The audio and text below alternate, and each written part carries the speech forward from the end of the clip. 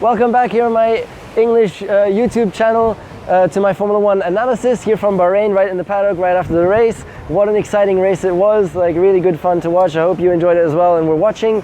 Please subscribe here to my English YouTube channel if you're new for all the analysis for the rest of the season and lots of fun other kind of stuff with cars and electric cars and challenges and all that.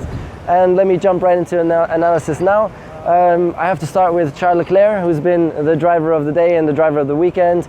At the start, he messed up the start, unfortunately, and let me just give you a reason for that, and the reason why Lewis messed up the start also in Australia. So there's new regulations this year, and they say that on your clutch paddle, which you've got on your hand, it needs to be linear.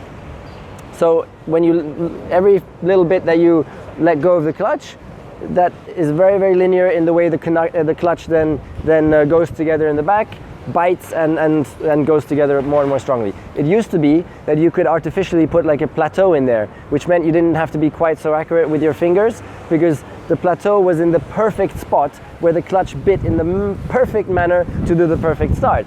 That's not allowed anymore now, so now it's up to the driver to be so damn precise with the way he releases the clutch.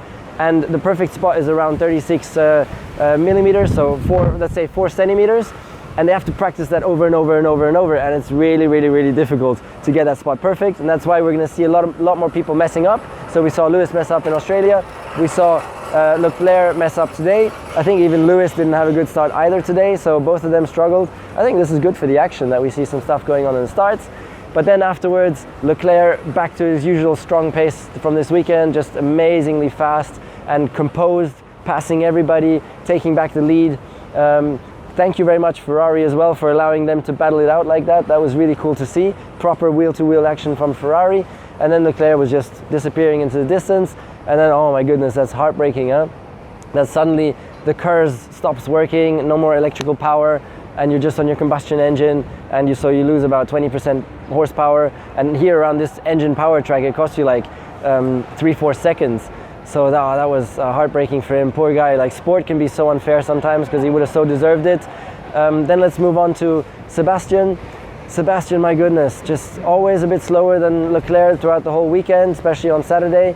And then we just saw the same picture as last year from Sebastian. It starts with Ferrari messing up a little bit for him, so they got the strategy wrong in qualifying, put him out into the traffic. That messed up his qualifying a little bit, so he was on the back foot. Then he goes into the engineering meeting, he starts to complain, starts to unsettle him, complain to the team, what are you doing?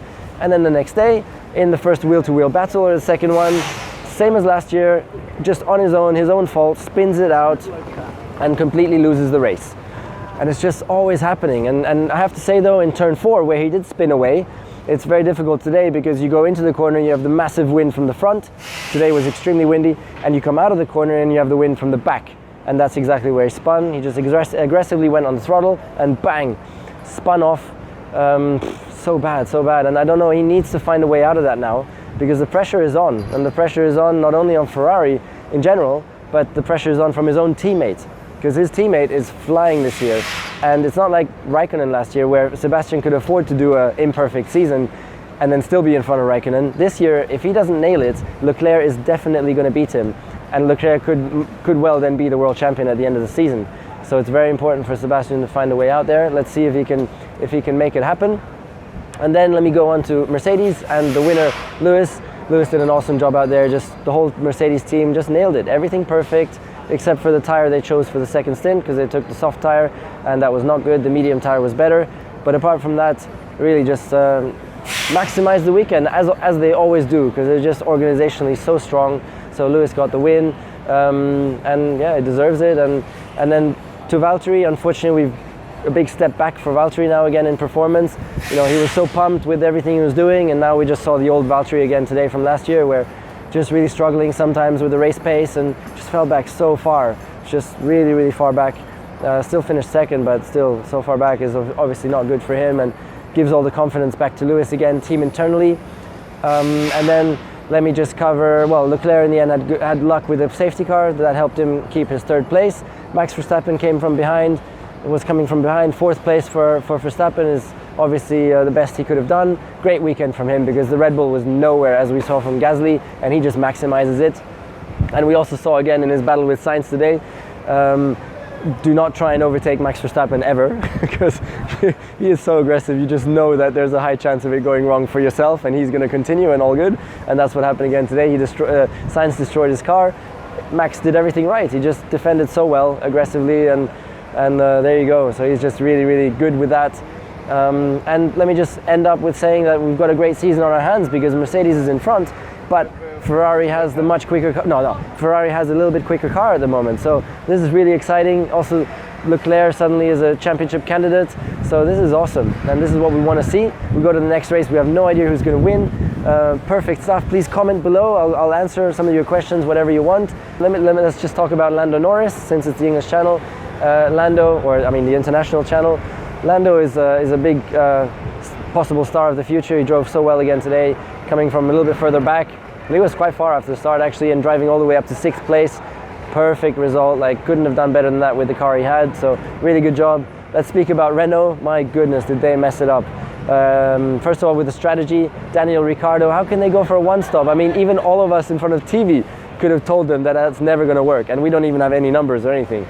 So I don't know how they can come up with the idea of trying a one-stop with Daniel Ricciardo. And they both failed in the same corner on the same lap. Imagine that. Where does that happen? Both cars out of the race, different problems, but in the same corner, same lap. So they have some work to do. Oh, you're asking about Williams in the comments. Okay, so Williams, it's of course really sad, because it's my old team, and they're such legends from the sport. We want to see them better. Yeah, we want to see them somewhere up front, and they're just struggling so much, and it's a really risky situation for the team in general, also financially, I'm sure. Therefore, I wish them all the best, and I really hope that they can find a way. Sir Patrick Head is coming back in now, supporting. That's going to be a huge asset with all the experience he has, so that's very good. And let's see what other changes they're going to have to make.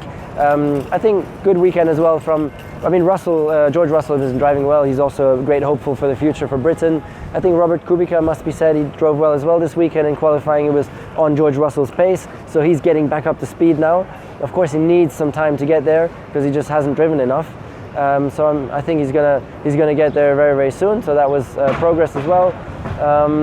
Yeah, that's it for me. Thank you very much for tuning in. I'm gonna fly home now later on, and also please check out the behind-the-scenes race vlog that I'm gonna be posting from my time here in Bahrain as well, which is gonna come up next.